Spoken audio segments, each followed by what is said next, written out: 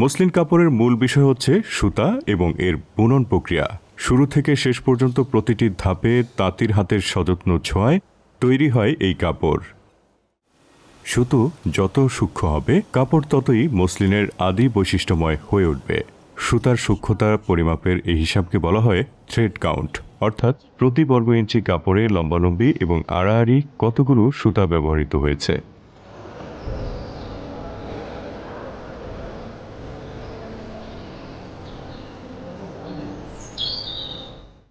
এটা নারায়ণগঞ্জের রূপগঞ্জের তারাবু মুসলিম পল্লীর চিত্র।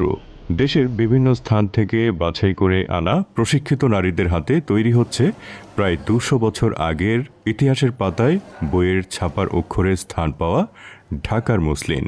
আগে তো বইয়েতে শুনছি, কিন্তু বাস্তবে কখনো দেখি নাই। তারপরও তত একটা বেশি জ্ঞানও ছিল না। তখন মনিরুল ইসলাম স্যার আর আইব স্যার আমাদের বই ফেরে শুনাইলো যে এভাবে এভাবে 3টা আঙ্গুল কিন্তু কাটিয়ে দিছে ওরা যখন এই কাজ করতো।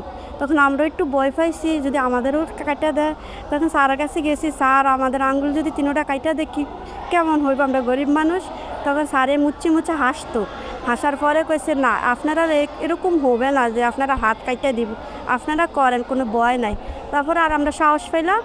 আমাদের স্যারের মুখিক দেখাই বলছে যে এরকম চিকুন, ওরকম চিকুন, চুলের চেয়েও চিকুন চুল দেখাইছে, মাকড়সার জাল না এই জালগুলো এনে দেখাইছে স্যারে যে এরকম চিকুন কাটতে হবে। এরকম করতে করতে করতে আমাদের প্রায় 2 বছর হয়ে গেছে কাজটা শিখতে।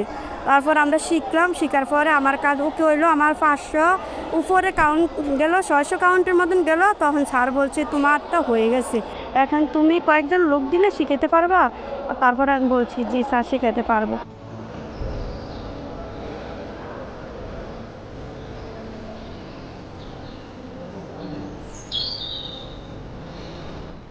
তুলা থেকে সুতা কাটার প্রক্রিয়াটি বেশ জটিল এবং তা কয়েকটি ধাপে সম্পন্ন হয়।